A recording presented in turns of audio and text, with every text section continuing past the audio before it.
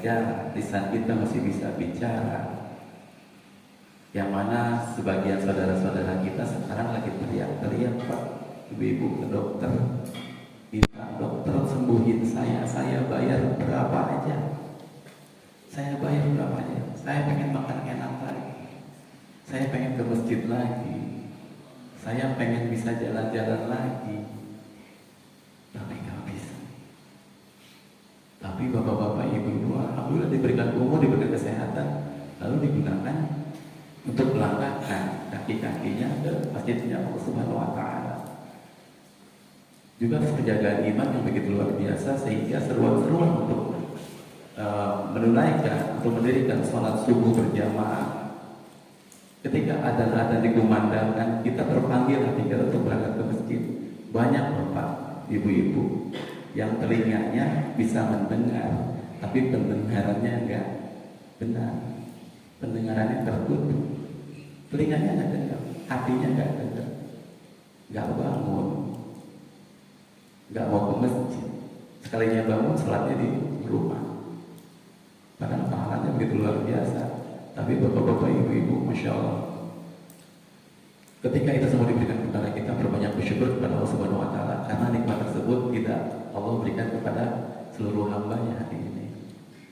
Juga salawat serta salam kita mohonkan kepada Allah agar senantiasa dilimpahkan kepada junjungan kita Nabi Muhammad SAW, juga kepada para keluarganya, para sahabatnya, dan juga kepada orang-orang yang mengikuti sunnahnya hingga hari nanti. Dan semoga kita semua diberikan keistiqomahan oleh Allah Subhanahu wa Ta'ala. Bicara tentang istiqomah, ini bab yang sangat penting dan sangat mulia sekali Bapak-bapak Ibu sekalian. Ketika kita bicara istiqomah, kita bicara surat Hud ayat 112.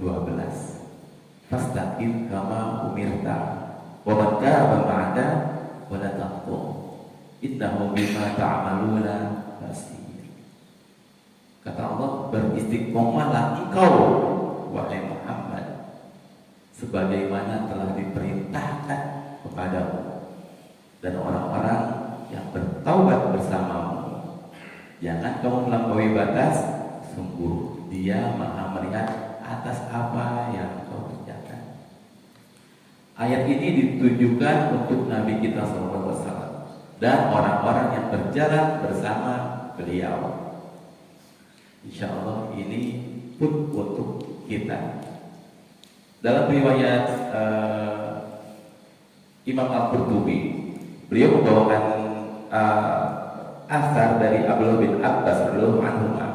Kata beliau, "Ma nazala 'ala Rasulillah sallallahu alaihi wasallam ayatun hiya ashaddu wa la ashaqqu min hadhihi alaihi."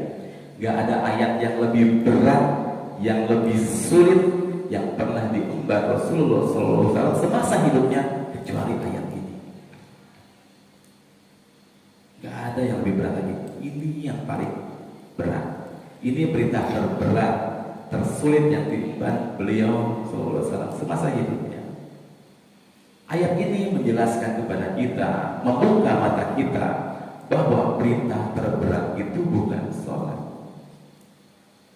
Perintah terberat itu istiqomah sholat.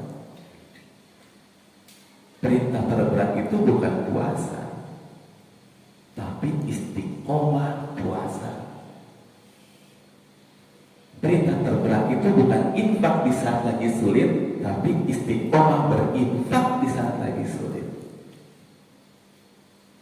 Perintah terberat itu bukan berakhlak mulia dan tidak marah, tapi istiqomah berakhlak mulia dan tidak marah. Ini berat. Ini berat jemaah.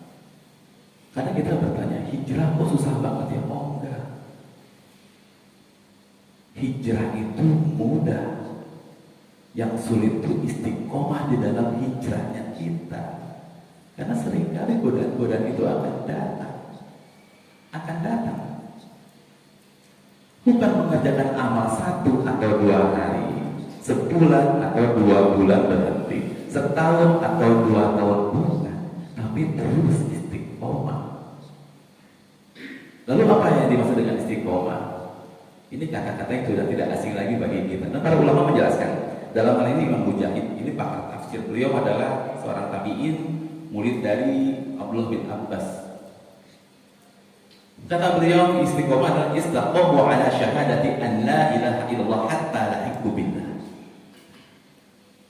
Istiqomah adalah konsisten di atas kalimat la ilaha illallah sampai dia ketemu sama Allah. Jadi dia menerapkan atau menjalankan hidupnya dengan konsep bahwa dia adalah hamba. Kita semua adalah hamba yang punya satu opsi, nggak ada dua pilihan sebetulnya. Cuma punya satu opsi ketika berhadapan dengan perintah dan larangan Allah. Apa opsinya? Sami'na wa ata'na. Sami'na wa ata'na. Nerima apa yang ditakdirkan kepada kita. Fitrah kita terlahir di muka bumi adalah kita sebagai hamba dan Allah sebagai Rabb. Mana yang boleh, mana yang nggak boleh. Yang boleh dilaksanakan, yang nggak boleh dihindari. Yang halal ambil, yang haram jangan diambil. Kita harus bisa menerima itu dan menjalankan dengan sabar, bahkan ridho. Itu yang benar. Kesulitan-kesulitan yang kita alami gitu. Dan seringkali apalagi kita sulitnya apa? Kita hidup di zaman dimana maksiat ditawarkan. Ditawar-tawarkan maksiat itu. Pokoknya dalam hidupnya cuma ditujukan kepada Allah tok gitu. Dan kita sering bersumpah kepada Allah. Inna sholati wa nusuki wa mahyaya wa mamati lillahi rabbil alamin. Mana? Dan itu bukan dilakukan hanya 1 atau 2 hari. Bukan 1 atau 2 bulan. Bukan 10 tahun atau 20 tahun atau 40 tahun. Bukan. Sampai kita ketemu Allah. Dulu mungkin seorang sebelum hijrah, dia kerja di tempat yang dia tahu bahwa hartanya, hasil kerjanya, dia tahu kalau nggak itu. Padahal mau jalan-jalan, beli perhiasan gampang, beli makanan gampang. Kemudian setelah dia tahu ini pekerjaan Allah nggak gitu, dia memutuskan untuk hijrah. Saya mau mencari ridhonya Allah Subhanahu wa Ta'ala. Sehari, 2 hari, sebulan, 2 bulan, setahun, 2 tahun, tuntutan mulai datang. Pak, ini bayaran anak-anak gimana? Pak, ini beras sudah kosong gimana? Pak, ini, Pak, itu. Bisa nggak? Dulu tahun lalu mungkin dia jalan-jalan masih bisa. Beli emas, beli apa masih bisa. Sekarang beli beras susah. Apakah dia mau ngetik tuh yang namanya pinjol-pinjol? Berat. Hijrah itu berat. Jadi fastaqim kama umirta itu adalah memposisikan kita sebagai hamba yang berjalan di atas jalan yang lurus, nggak tengok kanan, nggak tengok kiri, nggak tergoda ini, nggak tergoda itu. Yang halal diambil, yang haram ditinggalkan, dan semuanya sesuai dengan petunjuk dari Allah Subhanahu wa Ta'ala. Dan itu dilakukan bukan 1 atau 2 hari, tapi seumur hidup sampai dia ketemu Allah. Makanya nggak heran kata Abdullah bin Abbas, nggak ada ayat yang lebih berat yang dibanding Rasulullah SAW semasa hidupnya kecuali ayat fastaqim kama umirta. Berat. Nah, kenapa kita harus istiqomah? Akan ada 3 ayat yang harus jadi menu kita pada hari ini. Ayat yang menyangkut hari yang paling menakutkan Bapak Ibu sekalian, yaitu hari kematian kita. Yang mana ayatnya tadi dibacakan oleh guru kita Ustaz Heri, yaitu surah Fussilat ayat 30, 31 dan 32. Kata Allah Subhanahu wa Ta'ala, a'udzubillahi minasyaitonir rajim. Innal ladzina qalu rabbuna Allah tsumma istaqamu tatanazzalu 'alaihimul malaikah alla takhafu wa la tahzanu wa abshiru bil jannati allati kuntum tu'adun nahnu awliya'ukum fil hayatid dunya wa fil akhirah wa lakum fiha ma tashtahi anfusukum wa lakum fiha ma tad'un nuzulan min ghafurir rahim. Bapak-bapak, ibu-ibu yang dimuliakan Allah Subhanahu wa taala, terjemahannya adalah sesungguhnya yang menyatakan Rabb kami adalah Allah. Kemudian mereka istiqomah dengan itu. Nah, apa yang akan terjadi? Para malaikat akan turun kepada mereka, lalu berkata, jangan takut dan jangan bersedih hati. Bergembiralah kamu dengan surga yang telah dijanjikan untuk kamu. Kami adalah wali-wali kalian, pelindung kalian di kehidupan dunia dan kehidupan akhirat. Dan kamu akan mendapatkan apa yang kamu inginkan dan segala yang kamu minta. Itu sebagai bentuk penghormatan dari Yang Maha Pengampun dan Penyayang. Ini adalah rangkaian ayat yang begitu luar biasa. Allah memulai ayat ini dengan innal ladzina qalu rabbuna Allah. Sesungguhnya orang-orang yang menyatakan Rabb kami adalah Allah. Apa itu Rabb? Menurut para ulama, orang-orang yang meyakini bahwa Rabb kami adalah Allah, dan Rabb ini menyangkut seluruh nama dan sifat Allah Subhanahu wa ta'ala, terutama 3 nama. Seluruhnya terutama 3 nama, yaitu Al-Khaliq, Al-Malik, Al-Mudabbir. Sehingga artinya yang menciptakan kami adalah Allah. Otomatis setelah menciptakan, yang memiliki kami pun Allah. Dan yang mengatur kami Al-Mudabbir adalah Allah, bukan kita yang mengatur.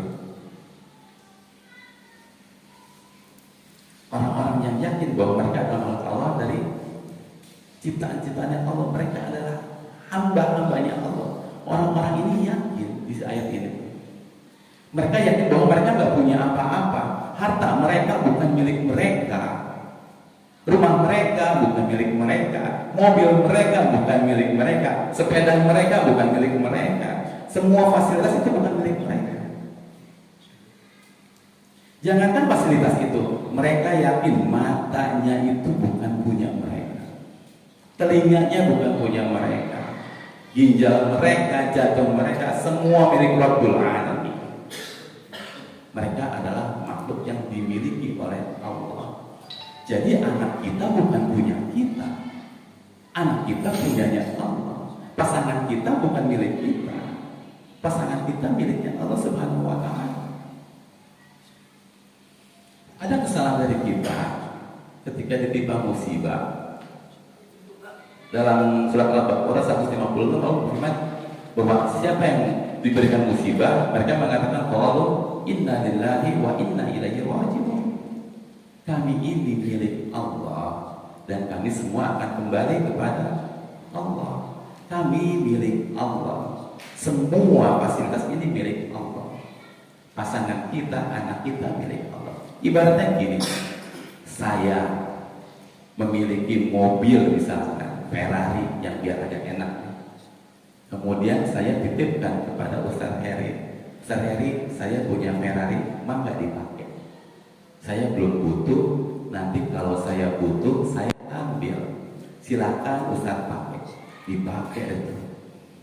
Setahun udah gaya, Ustaz Heri buka Ferrari. Oh, udah nempel deh hatinya. Setahun, 2 tahun dipakai, terus udah gaya ceramah kemana-mana pakai. Tahun berikutnya saya datang, Ustaz, saya mau ngambil mobil saya. Harusnya seperti apa? Harusnya dikasih, bukan ditanya, Ustaz jangan dulu dong, saya masih pakai. Loh, itu kan punya saya. Saya mau ngambil kapan aja, itu hak saya. Kita punya anak, haknya Allah Subhanahu wa ta'ala. Anak meninggal kita stres, karena itu haknya Allah. Mau ngambil anak kita, para pasangan kita mau ambil memang haknya Allah Subhanahu wa ta'ala. Kenapa harus marah? Sama seperti tadi saya mau ambil Ferrari, saya kok itu kan Ferrari saya. Kok nggak boleh diambil? Kok marah saya ngambil gitu? Itulah innalillahi wa inna ilaihi raji'un. Saya mau ngambil kok dimarahin? Kok malah maki-maki saya? Itu punya saya. Itu. Allah pun sama, makhluk-makhluknya semua punya Allah.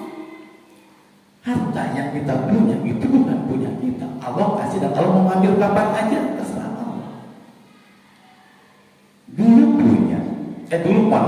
Dulu waktu kita bujangan, kita nggak pernah punya uang 100 juta Pak.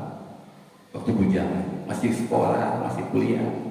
Kemudian ada fase di mana hidup kita di tengah-tengah kita punya 100 juta.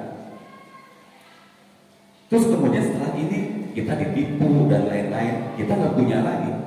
Dulu nggak punya, nggak masalah. Kenapa sekarang nggak punya jadi masalah? Nempel ke dunia. Dulu nggak punya nggak masalah. Kenapa sekarang ketika nggak punya kita jadi masalah? Karena dulu santai aja. Rasa memilikinya tinggi. Sekarang kalau kita bilang itu lapangan sempur punya saya, bisa kira-kira bakal punya masalah nggak main punyanya? Dalam hal ini wali kota, kita ngeklaim sempur punya saya. Oh, siap-siap punya urusan sama Bima aja, karena itu milik Pemkot gitu. Nah, kalau ngaku-ngaku ini punya saya, itu punya saya, siap-siap berurusan dengan yang punyanya. Siap-siap berurusan dengan yang punyanya. Allah kan al-Malik, pemilik semuanya. Lalu kenapa kita merasa ngeklaim itu punya saya? Makanya ketika itu punya saya, Allah ambil sakit hati, nempel begitu di hati kita. Sementara Allah pengennya Allah aja di hati kita. Gitu. Mereka yakin bahwa Allah lah yang mengatur mereka, gitu. Bahwa Allah adalah al-mudabbir. Mereka nggak berani ngatur kehidupan mereka. Ini orang-orang istiqomah tadi ya Pak. Mereka nggak berani ngatur kehidupan mereka, dalam arti mereka akan terus mengikuti aturan-aturan Allah Subhanahu Wa Taala, bukan aturan mereka pribadi. Mereka hidup selama 7 kali 24 jam berusaha berkiblat kepada aturan-aturan Allah Subhanahu Wa Taala. Karena Allah al-mudabbir. Kita pelaksana. Dan ketika Allah bilang nggak boleh, maka mereka akan berhenti. Ini nggak boleh, Allah nggak suka. Dan kalau bilang haram, maka mereka akan cari lagi jalan lebih baik. Mereka hanya mau maju untuk terus maju ketika Allah kasih izin jalan itu. Allah suruh ke kanan, mereka ke kanan. Allah suruh ke kiri, mereka ke kiri. Kata Allah maju, ya maju. Kata Allah stop, ya stop. Kata Allah tutup aurat, ya tutup aurat. Kata Allah berhaji dengan 2 helai kain ihram, mereka lakukan itu. Mereka nggak pakai jas mereka, nggak pakai batik mereka ketika berhaji berihram. Mereka nggak pakai sepatu mereka yang mahal, nggak pakai apa-apa. Kenapa? Allah yang perintahkan. Allah minta tutup paha mereka, mereka tutup leher mereka, mereka tutup rambut mereka, mereka tutup auratnya, mereka tutup auratnya, dan nggak pakai ribet, karena mereka hanya ingin diatur oleh Rabbul Alamin. Mereka nggak mau diatur oleh pihak lain kecuali pihak tersebut mengikuti aturan dari Allah Taala. Tsumastaqomu, dan mereka lakukan itu bukan sehari 2 hari. Terus sampai kapan? Seumur hidup, sampai dia ketemu Allah Subhanahu Wa Taala. Dan mereka konsisten di situ. Hadirin yang Allah Subhanahu Wa Taala, bukan berarti mereka maksud, tanpa dosa. Orang-orang beristiqomah, mereka tahu bahwa mereka tetap manusia, dan ketika mereka salah tergelincir, mereka pun minta ampun sama Allah. Bukan berarti kita udah hijrah terus dapat red carpet di dunia. Oh enggak, godaannya luar biasa. Kadang-kadang kita salah. Dan ketika salah itulah momen kita mendekatkan diri kepada Allah dengan cara beristighfar, minta ampun kepada Allah. Itulah orang-orang beriman. Itulah orang beriman. Mereka itu nggak syirik, mereka nggak nyembah selain Allah. Walaupun salah, mereka tetap minta maaf kepada Allah Subhanahu Wa Taala.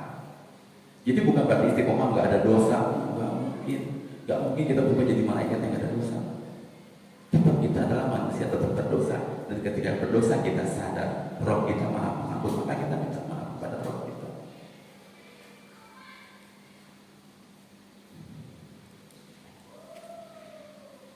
Mereka yakin bahwa mereka bukan apa-apa. Bapak-bapak ibu sekalian, kita di sini cuma punya hak guna pakai. Seluruhnya punya hak guna pakai, bukan hak milik. Kan ada hadis, kita akan ditanya harta kalian dari mana, dipakai buat apa, dibelanjain apa. Mereka paham betul itu, dan itu pola yang mereka akan terus lakukan. Lalu kita balik lagi ke ayat tadi. Tatanazzalu alaihimul malaikah, akan turun malaikat-malaikat kepada mereka. Alla takhafu wa la tahzanu wa abshiru bil jannati allati kuntum tu'adun. Lalu mereka berkata, jangan takut, kata malaikat tersebut. Akan turun malaikat-malaikat kepada kita dan mereka bilang, jangan takut, jangan sedih, bergembira dengan surga yang telah dijanjikan oleh Allah kepada kalian. Bapak-bapak ibu sekalian, ada pertanyaan besar di sini. Kapan malaikatnya turun dan ngomong gini sama kita? Dikatakan malaikat akan turun kalau kita istiqomah. Malaikat akan turun dan bilang kepada kita, jangan takut, jangan sedih. Pertanyaannya, kapan malaikat itu turun?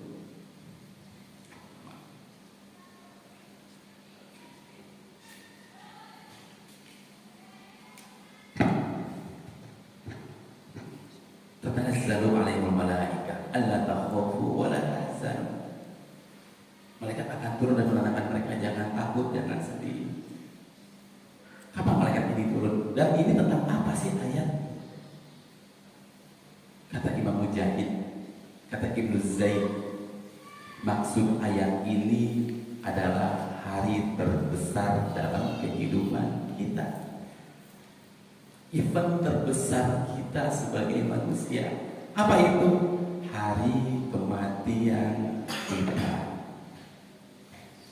Ketika hari kematian kita, coba kita lihat Bapak Ibu sekalian, Olimpiade yang 4 tahun sekali, buat 2 jam mereka menyuguhkan pembukaan. Persiapannya berapa lama? Bertahun-tahun. Trendingnya bertahun-tahun, latihan bertahun-tahun. Kita bikin acara 17-an, rapat dulu, persiapan dulu. Nah kita buat momen itu berapa lama persiapannya? Seumur hidup kita untuk momen itu. Kita jungkir balik sholat, puasa, kajian, itu semua untuk hari itu, Pak. Hari yang paling mencekam, kata Rasulullah SAW. Kata beliau, ala innalil mauti nakasal. Ketahuilah kematian itu punya mukadimah dan begitu menyakitkan, yang kita ketahui sebagai sakarat kalau bahasa kita. Asal katanya apa? Sakarat. Kenapa mukadimah kematian dikatakan sakarat? Artinya yang menghilangkan akal. Karena begitu sakitnya sehingga akal sehat manusia hilang, Pak. Sakitnya luar biasa. Makanya begitu banyak orang-orang yang kita talqin untuk baca la ilaha illallah, hanya satu kalimat itu berat, nggak bisa, akalnya hilang. Padahal ketika kondisi normal bisa ngulang-ngulang tuh la ilaha illallah, gampang. Hari itu, makanya Nabi bilang di setiap kematian ada sakarat. Aisyah radhiyallahu anha pernah berharap, aku berharap bahwa aku tidak mendapatkan sakaratul maut, kata beliau. Lalu setelah melihat suamiku seperti itu, aku putus asa. mungkin aku gak dapetin. Suamiku sendiri dapat.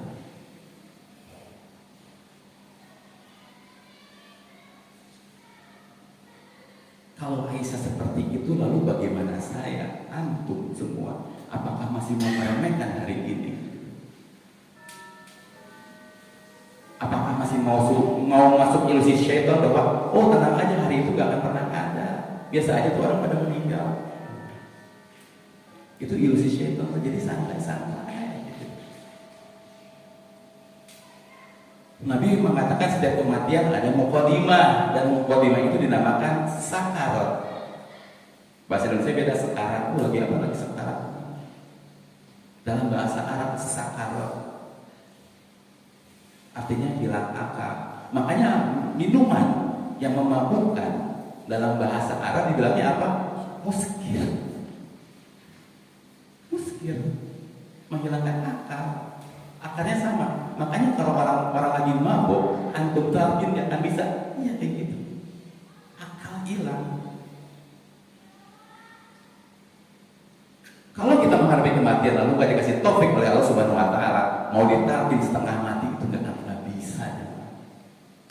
Nggak akan pernah bisa. Hadirin yang Allah muliakan, keadaan sakarat itu seperti apa sih? Dan Allah telah menceritakan tentang keadaan detik-detik ini dalam surat Al-Qiyamah ayat 26, 27, 28, 29, 30. Apa kata Allah?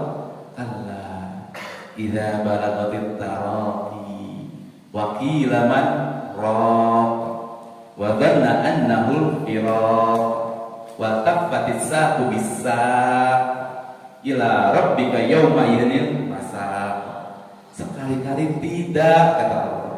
Sekali-kali tidak. Ketika nafas seseorang telah mendesak ke kerongkongan, udah bukan di dada lagi, di kerongkongan, udah sampai kerongkongan, udah sulit, udah payah itu. Wajah udah mulai pucat. Dan momen itu pasti hadir. Nafas udah di tenggorokan, gitu ya. Hadirin sekalian, kalau kita lagi di masjid, kalau kita lagi ngaji, kalau kita lagi sujud, kalau kita lagi sedekah, alhamdulillah. Gimana kalau kita lagi maksiat pada saat itu?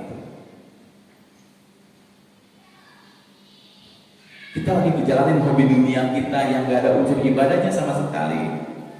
Di saat kita lupa sama Allah, gimana momen itu datang? Gimana momen itu datang sebelum kita sholat zuhur? Padahal waktu zuhur udah ada, tapi kita belum sholat, kemudian momen itu datang.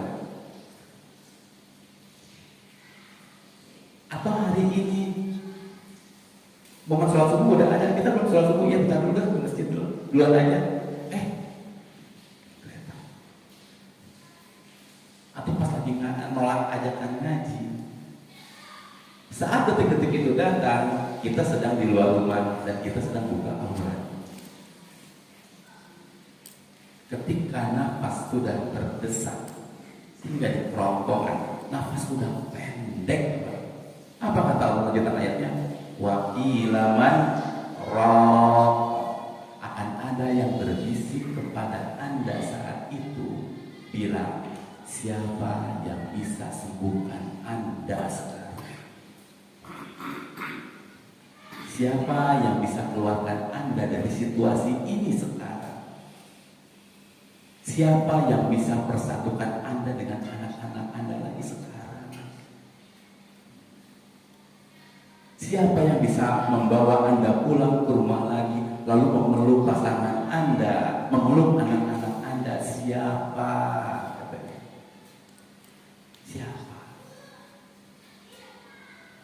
Siapa yang bisa menyelamatkan Anda dari detik-detik itu sehingga Anda bisa pulang ke rumah, cium istri Anda dan minta maaf atas kesalahan-kesalahan Anda? Mungkin dulu pernah selingkuh, mungkin dulu pernah mengkhianati pasangan Anda, belum sempat minta maaf, ngegeletak di kantor. perempuan. Gimana? Para istri yang belum udah sempat membuka aib-aib keluarga, belum sempat minta maaf, belum sempat cium tangan sama suami di pasar ngegeletak. Momen itu akan datang.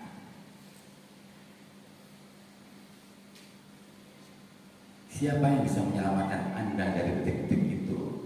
Lalu Anda bisa pulang, cium tangan suami, gitu, minta maaf atas kesalahan-kesalahan saya. Maafin mama ya Pak, mama belum benar, belum melayani Papa dengan baik, tapi nggak sempat. Pengennya gitu, tapi nggak sempat.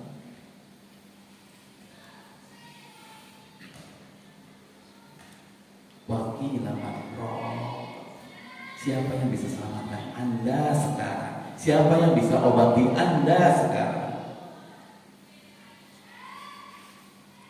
Wa dhanna annahu firaq. Dan pada saat itu manusia benar-benar putus asa dan dia yakin, oh iya, ini waktunya saya pulang. Dia yakin hari itulah waktunya dia untuk pulang. Di menit-menit itulah perpisahan dia dengan dunia, dengan keluarganya, dengan anak-anaknya yang sering dizoliminya.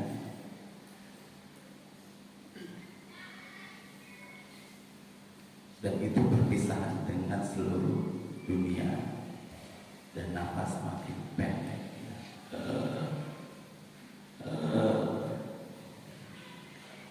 Waltafatissaku bisa.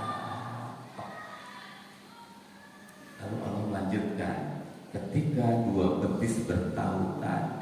Ada dua makna para ulama menyebut tentang hal ini. Yang pertama adalah makna harfiah, dua betis kita kaku jamaah. Ketika kita dikafani, dimandikan, udah gak bisa apa-apa. Yang kedua, pemahaman yang kedua adalah ini merupakan simbol perkara dunia dan akhirat.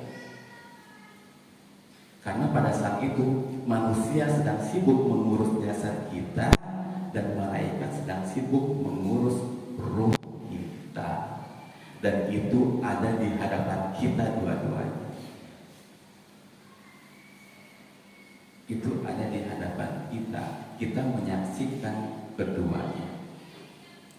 Di satu sisi kita ingin anak-anak kita, keluarga kita, kangen. Di sisi lain kita mau ketemu Allah.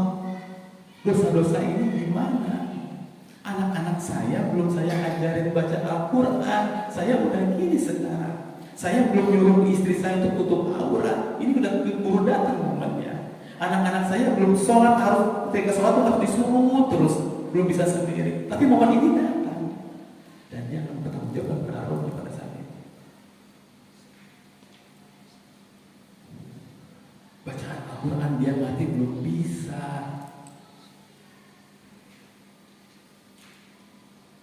Di sisi lain dia ingat puasa-puasa yang belum pernah ditinggalkan, belum sempat dibayar puasa-puasanya, zakatnya belum ditunaikan, hutang-hutang kepada tetangganya dan lain-lain belum sempat terbayar.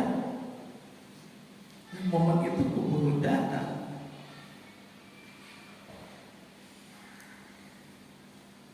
Dan bapak-bapak itu bayangkan, momen ini datang di waktu yang sama.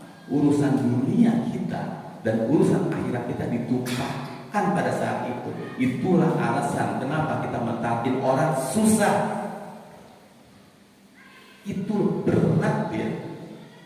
Nah, dosa-dosa yang dulu pernah dilakukan itu kumpul hari ini. Ketakutan-ketakutan.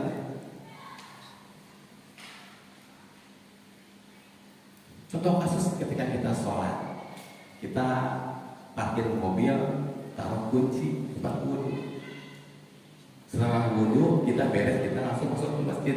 Imam takbiratul ihram, Allahu Akbar. Kita ikut Allahu Akbar. Kunci mobil tempat wudhu. Itu baru satu kasus. Itu baru satu kasus, dan kita takut ketemu Allah. Dengan kasus itu, ini berapa banyak kasus kita? Berapa banyak kelalaian kita kepada Allah Subhanahu wa Ta'ala? Wa tafatis satu bisa. Urusan dunia akhirat ngumpul di situ. Belum lagi dia mati tapi istrinya belum bisa baca Quran. Anak-anaknya udah balik tapi nggak sholat. Pas dia mati dia ingat dia belum haji.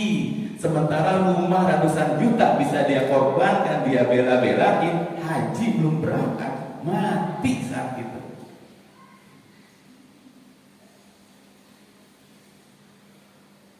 Yang bertahun-tahun meninggalkan sholat, watafatis satu bisa.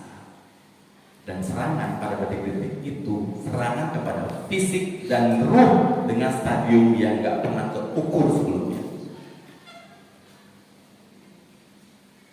Bapak-bapak ibu sekalian, ini hari yang mengerikan. Ini hari yang mencekam, di mana seluruh memori kita ditumpahkan. Ketakutan-ketakutan kita yang masih punya utang, dia akan ingat detik-detik itu. Punya janji sama ibunya, "Ma tenang Pak, nanti sama AA dan sama Teteh." Keburu mati, belum tunai janji-janjinya. Yang mati di pasar belum tutup aurat, dia baru ingat dia belum tutup aurat. Tapi lalu bisa dibayangkan kan? Sampai kita saat ini, di saat kita lagi ketakutan, di saat kita lagi putus asa, kita takut mau ketemu Allah.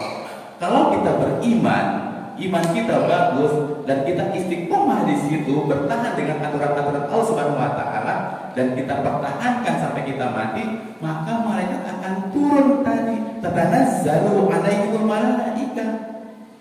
Malaikat akan turun kepada kita. Di tengah kepanikan malaikat turun kepada kita lalu bilang, "Allah takhafu wa la tahzanu." Jangan takut, jangan sedih. Wa absyiru bil jannati allati kuntum tu'adun. Bergembiralah kamu dengan surga yang terjanjikan kepada kamu. Apa makna jangan takut dalam ayat ini? Kata para ulama, jangan takut yang kalian akan alami berikutnya. Jangan takut siksa kubur, fitnah kubur tidak akan ada kalau dia beriman. Apabila dibangkitkan nanti kita backup. Kata malaikat tersebut, "Loh, emang dia siapa? Kok bisa? Emang siapa mereka?" "Nahnu awliya'ukum fil hayatid dunya wa fil akhirah." Kami adalah wali-wali kalian di kehidupan dunia dan akhirat. Ini Allah yang bilang. Kita di dunia punya urusan sama orang satu kampung mau diserang, terus ada bilang, "Kopassus datang, tenang Pak, saya atasi." Udah tenang hati. Sekarang kita lagi tenggelam sama dosa-dosa kita, lalu ada malaikat turun, "La takhafu wa la tahzanu." Itu tenang hati. Ternyata mereka adalah wali-wali kita dari kehidupan dunia dan akhirat. Dan ini termaktub dalam Al-Qur'anul Karim. Ini akhirat lagi mencekam-mencekapnya, dosa-dosa kita lagi diingatkan, mengerikan. Lalu ada malaikat bilang, "Tenang aja, kami penjaga-penjaga kalian di kehidupan dunia dan di akhirat. Kami wali-wali kalian," kata malaikat tersebut. "Kami akan handle." Mereka adalah malaikat-malaikat Allah. Di kubur Anda kami backup, kami jaga gitu. Ketika dibangkitkan, tenang, ada kami. Walakum fiha ma tashtahi anfusukum walakum fiha ma tad'un. Dan kamu bakal dapetin apa yang kamu inginkan dan dikasih pula apa yang kamu minta. Gitu. Itu adalah fokus. Wala tahzan. Maksudnya apa? Jangan sedih gitu.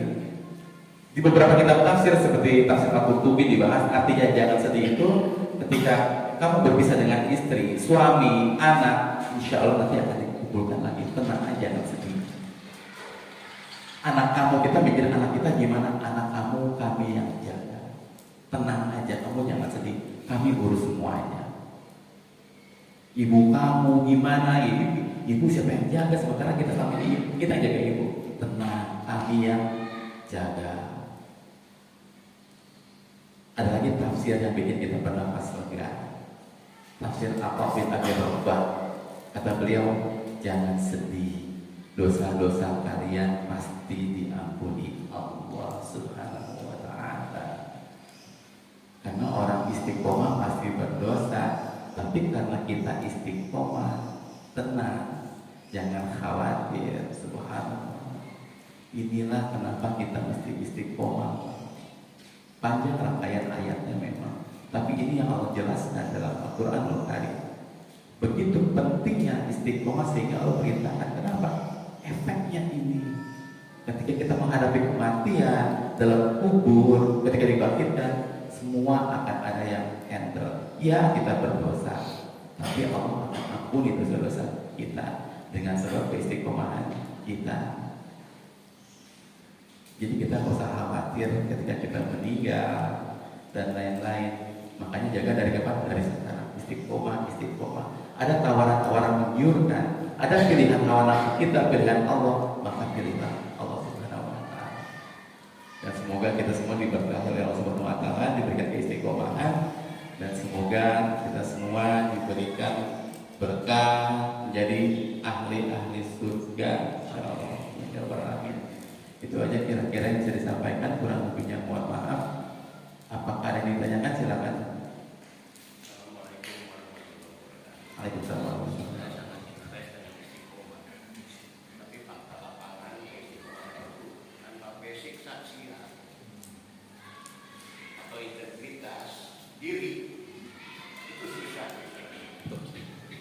Karena masyarakat, maaf ya, masyarakat kita itu selalu mau besar-besarkan masalah khilafiyah. Itulah yang menjadi kelemahan dari kaum kita. Khilafiyah dibesar-besarkan, pokok masalah akan diselesaikan. Naudzubillah kan. Jadi intinya setiap individu muslim adalah adai. Jadi punya kewajiban untuk menyampaikan tentang kebenaran. Satu contoh saja, di dalam kehidupan bermasyarakat, di depan mata kita ada sampah. Adakah keinginan keistiqomahan kita yang merupakan kata kerja untuk melakukan perbuatan? Do it or not? Gitu. Iya kan, Ustaz?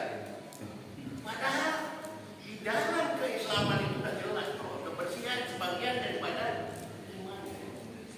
Nah, kalau lari ke sana, bagaimana dengan iman Islam syaham kita? Karena di dalam Islam itu satu kesatuan, adil. Lebih jauh lagi, satu tubuh sakit, tubuh yang lain juga sakit, kan begitu, Ustaz? Wassalamualaikum warahmatullahi wabarakatuh. Waalaikumsalam. Mohon maaf. Barakallahu fikum. Betul sekali. Kenapa faktor ini bisa datang? Kata Nabi kita sallallahu alaihi wasallam, kalau mau dunia itu ada ilmunya. Kalau mau mendapatkan akhirat itu pun ada ilmunya. Jadi nggak bisa datang sendiri. Iman, ilmu itu nggak bisa tahu-tahu nongol aja tiba-tiba ada, enggak. Memang harus diusahakan. Kita di setiap ujian-ujian diperintahkan untuk apa? Bersabar pada ayat. Fasbir. Innallaha ma'as sabirin. Itu caranya sabar gimana? Makanya Allah nanya dalam surat Al-Kahfi, wa kaifa tasbiru ala ma lam tuhit bihi khubra? Gimana kalian mau sabar, ilmu sabar aja kalian nggak tahu. Gitu. Artinya apa? Allah nyuruh kita nuntut ilmu itu, karena nggak ada jalan lain kecuali kita cari infonya. Mengetahui perintah itu penting dan menjalankan perintah itu penting. Kayak gini sekarang, kita atau bapak-bapak seorang CEO, seorang direktur, pasti punya grup kantor, misalkan ya, grup kantor ada manajer, karyawan dan lain-lain. Kita bilang di grup WA kantor, besok laporan saya tunggu. Semua divisi bikin laporan. Beberapa orang ketika besoknya rapat sekarang, oke, laporannya mana? Sebagian nggak sih? Sebagian ada bilang, laporan apa ya Pak? Saya nggak tahu. Kita bilang apa? Dibaca nggak tuh grup WA? Gitu. Nah sekarang kita disuruh ini nih, apa ya? Dibaca nggak tuh Al-Quran? Pesannya udah ada, udah tuntas, kitanya yang nggak baca. Jangan baca, ini baca grup gondrongnya aja kita nggak bisa. Jangan artinya gitu. Terus mengharapkan kita Kebangkitan umat dari mana datangnya kebangkitan umat? Sementara kita baca Quran aja nggak bisa. Disuruh sabar, Allah nanya, wa kaifa tasbiru ala ma lam tuqad bihi khubar? Gimana mau sabar kalian nggak tahu ilmu sabar? Gitu. Jadi semuanya ada ilmu. Dan seringkali kita lupa. Nah, ada yang nanya, Ustaz gimana biar caranya istiqomah?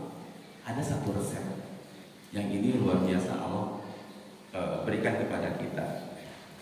Ada rumusan yang paling luar biasa itu dalam surat Al-Fatihah. Iyyaka na'budu wa iyyaka nasta'in. Iyyaka na'budu secara kaidah bahasa Arab harusnya na'buduka, karena kaf itu adalah dhamir muttasil dan adanya di belakang. Tapi Allah enggak mau. Allah pengen ada di akhir, tapi juga pengen ada di awal. Makanya itu rumusan apa? Taqdimu ma haqqu mutaakhir, mengedepankan apa yang haknya di belakang. Jadi dari awalnya dapat Allah, akhirnya pun dapat Allah, karena itu dhamir muttasil yang adanya di belakang. Allah cemburu iya di belakang, tapi nggak mau terus belakang. Aku juga pengen di depan, tapi tetap hakikat. Gitu loh. Cemburunya Allah, pokoknya dari awal sampai akhir harus aku. Itu luar biasa. Harusnya na'budu, aku udah cukup. Tapi iyyaka na'budu. Itu satu. Saking cemburunya Allah. Yang kedua, iyyaka na'budu wa iyyaka nasta'in. Hanya kepada Engkau lah kami menyembah dan hanya kepada Engkau kami mohon pertolongan. Saya tanya lagi. Minta tolong kepada Allah, ibadah bukan Pak? Ibadah. Kalau meminta tolong adalah ibadah, lalu kenapa harus dikeluarkan dari ranah na'budu? Harusnya ada cukup iyyaka na'budu, selesai. Gak usah ada iyyaka nasta'in, karena ista'in adalah bagian dari na'budu. Tapi kenapa dikeluarkan? Itu dalam kaidah Rasul dibilang al-khas ba'dal 'am, kekhususan setelah keumuman. Artinya gini, kalau saya bilang selamat datang para hadirin sekalian, khususnya Bapak Presiden kita. Saya tanya, Presiden bagian dari hadirin bukan? Iya. Tapi kenapa disebutkannya berbeda? Karena kekhususannya yang tinggi. Jadi kedudukan ista'in ini adalah sebuah kekhususan yang mana seluruh ibadah-ibadah yang na'budu ini, mau ikhlas, tawakal, sabar, istiqomah dan lain-lain, tidak akan pernah terjadi tanpa ada pertolongan dari Allah Subhanahu wa ta'ala. Ujung-ujungnya bukan kita minta tolong lagi, karena apa? Kita itu dhaif, kita itu gak bisa apa-apa. Jadi jangan kita bisa istiqomah, minta tolong ya Allah, tolong berikan keistiqomahan kepada Allah. Semuanya minta tolong, baru di situ bisa. Proses penghambaannya ada. Tanpa minta tolong sama Allah, mustahil. Sabar akan ada, ikhlas akan ada, istiqomah akan ada. Konsepnya itu, minta tolong sama Allah. Karena tanpa pertolongan itu na'budu apapun itu gak pernah ada. Allah Ta'ala. Gimana selesai? Selesai? Tanggung jawab ya. Oh iya, ada lagi pertanyaan? Ada lagi pertanyaan? Jadi intinya betul Pak, kita harus cari ilmunya. Memang Allah minta itu. Sekarang gimana kita tahu mana yang haram, mana yang halal? Kita nggak tahu ilmunya. Saya ada beberapa kajian fikih muamalah. Saya bilang pantas kita itu hancur. Kalau mau dicek muamalahnya, hancur muamalahnya. Apa yang Allah haramkan kalian halalkan. Ngejual apapun ini kan gak dimakan sama orang Islam Ustaz. Makanya orang Kristen ngejual babi dan lain-lain. Oh, dan hadisnya ketika Allah mengharamkan sesuatu, maka Allah akan haramkan pula hasil penjualan. Dan itu sahih muttafaqun alaih. Sekarang lagi dropship lagi rame, online shop lagi rame. Ada aturan-aturannya. Akad apa yang dipakai di situ?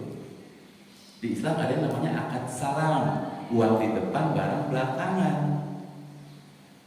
Kan ada tempat transaksi, uang depan, barang depan boleh, uang depan, barang belakangan boleh. Itulah akad salam. Barang depan, uang belakangan boleh, itulah akad kredit. Uang belakangan, barang belakangan ini nggak boleh. Ini ada dain bidain, utang dengan utang ini haram. Banyak yang nggak tahu. Banyak yang nggak tahu. Dan kita nggak boleh menjual barang yang tidak ada pada kita.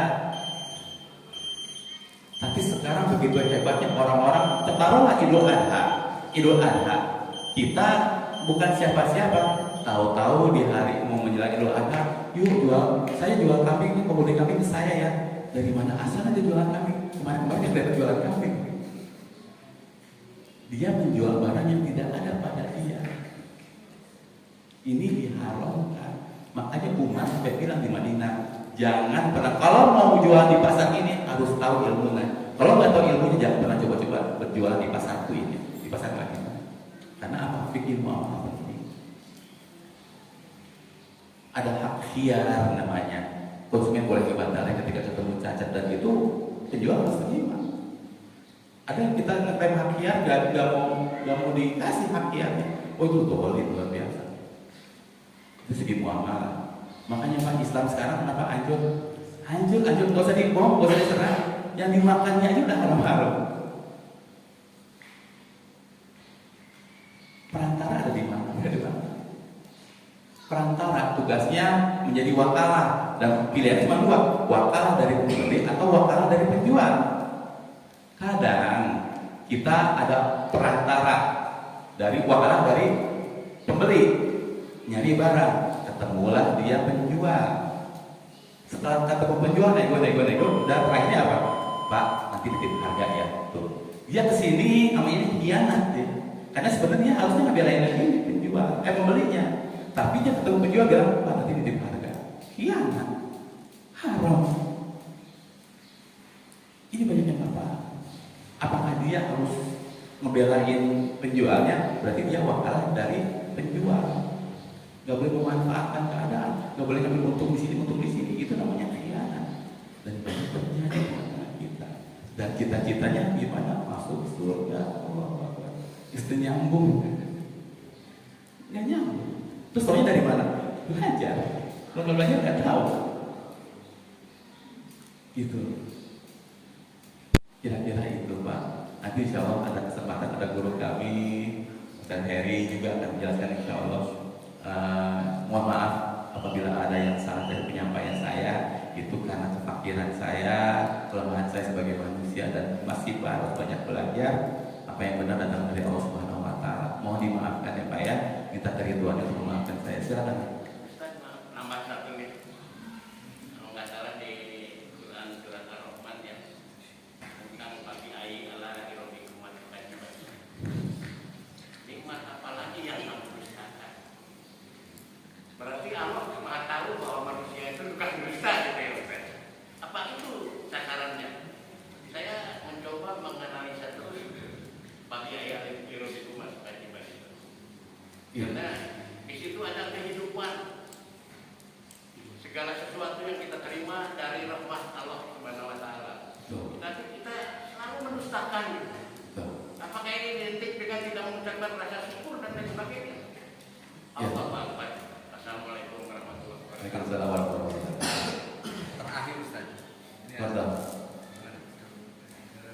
Istiqomah yang membuat anak muda gitu supaya istiqomah. Anak muda biar istiqomah. Yang tadi saya jelaskan, salah satunya kita berdoa kepada Allah, mintakan ke saudara-saudara kita, karena kita pengen saudara-saudara kita berdoa, tapi kita pelit berdoa itu, malah marah-marah, malah melaknat. Kalau kita yakin Allah Maha mendengar, lalu kenapa kita nggak minta kepada Allah untuk merubah yang buruk menjadi baik, tapi malah melaknat yang buruk? Berarti jangan-jangan itu hati kita yang masalah. Ada orang gurunya buruk Pak, gurunya buruk, kita maki-maki, kita sebel sama dia. Terus kemudian dia hijrah, berubah menjadi baik, jadi ahli masjid. Masih dimaki-maki juga. Yang salah siapa? Hati antum kenapa? Dulu dia waktu maksiat, antum maki-maki. Sekarang antum masih udah hijrah, antum masih maki-maki. Yang masalah tuh antum. Harusnya senang orang hijrah gitu. Nah ini kadang kita, saya sudah sering ngasih tahu bahwa hati-hati tazkiyatun nafs ini, bab ini. Nah kalau kita pengen lingkungan kita berubah atau apapun berubah. Kalau kita apapun pengen istiqomah, pengen apa, Nabi ngasih resep satu, ibda binafsi. Mulai dari diri kita dulu istiqomah, baru nanti kita minta kepada Allah agar istiqomah kan juga. Jangan kita menuntut orang biar istiqomah, kitanya gak istiqomah gitu. Konyol jadinya, gak nyambung. Makanya mau istri kita baik sama suami, saya bilang ketika saya nggak pernah terima kalau ketika ada suami menjaga istrinya. Enggak, ini mulai dari antum. Antum pengen istri antum seperti apa? Gini, mulai dari antum seperti itu. Selesai. Ibda binafsi. Dan ayat minta tolong kepada Allah tadi, iya karena aku wa iya karena nasta'in. Kita minta tolong kepada Allah, jangan marah, jangan benci kepada orang-orang yang belum hijrah. Itu asal surganya kita, Pak. Kenapa? Tanpa mereka, dengan adanya mereka, mungkin mereka enggak hijrah atau enggak istiqomah gitu ya. Tapi asbab itu kita punya pahala sabar. Jadi kayak haji enggak jadi atau kita dakwah orang kepada nurut, itu bukan Allah pengen kita dapat pahala di situ. Kayak haji enggak jadi kita dakwah susah. Bukan masalah dakwahnya, bukan masalah hajinya. Allah sedang memindahkan kita dari kotak ibadah yang namanya haji, yang namanya dakwah dan lain-lain ke ibadah yang namanya sabar. Kalau sabar banyak pahalanya, terus kenapa harus ngeluh ketika kita berdakwah orang balik-balik feedbacknya nggak bagus, terus kita naik? Kenapa? Sementara sabar pahalanya gede, tapi si iblis masuk. Gitu. Jangan tetap dengan kasih sayang, dengan akhlak. Karena Rasulullah beritahu agama ini dengan akhlak, bukan dengan maki-maki. Woi, istiqomah aku mana ya gini. Gak akan mau. Jadi mulai dari diri kita minta tolong sama Allah, minta dengan kesabaran. Kan tugas kita cuma satu. Fa inna ma'alaikal balagh wa 'alainal hisab. Tugasnya hanya menyampaikan, biar kami urus sisanya. Gitu, kira-kira Allah Ta'ala ada usaha. Itu aja terkait yang syukur, dan juga ya kita doakan Pak, semoga lingkungan kita menjadi orang-orang yang bersyukur. Kita doakan buat mereka lulus. Mudah-mudahan Allah berikan hidayah kepada kampung ini, diberikan orang-orang istiqomah, diberikan mujahid-mujahid yang luar biasa. Hindari khilafiyah itu biasa. Berbeda, kami pun di masjid kami di An-Nur itu masjid luar biasa. Alhamdulillah Allah kasih hidayah kepada kita. Itu mau imamnya mau kunut nggak masalah, mau nggak kunut nggak masalah, cuek. Yang penting kita akur. Dan di dalam masjid nggak ada pembicaraan khilafiyah. Saya nggak mau nyampe masjid jangan ngomong khilafiyah. Antum punya seragam apa silakan masuk, ini masjid buat orang Islam. Saya bilang gitu. Dan kita semua bersaudara. Dan insya Allah perbedaan apapun, insya Allah semua khair, semua baik. Itu bukti bahwa itu pemikiran kita beda-beda. Tergantung kita mainnya di mana, Pak. Itu berpengaruh sekali. Dan itu akan menjadi modal kita pada akhirnya untuk mempersatukan umat. Insya Allah bisa. Redam ego kita, taruh hati kita di yang lebih besar lagi, yaitu persatuan umat. Jangan dipecah-pecah. Dan semoga Allah memberikan hidayah berkah kepada kampung ini, Pak ya. Kita doakan juga kepada kita semua agar kita diistiqomahkan oleh Allah Subhanahu wa Ta'ala. Itu aja yang bisa saya sampaikan. Kurang lebihnya mohon maaf. Kita tutup dengan doa kafaratul majelis. Wabillahi taufiq wal hidayah. Assalamualaikum warahmatullahi wabarakatuh.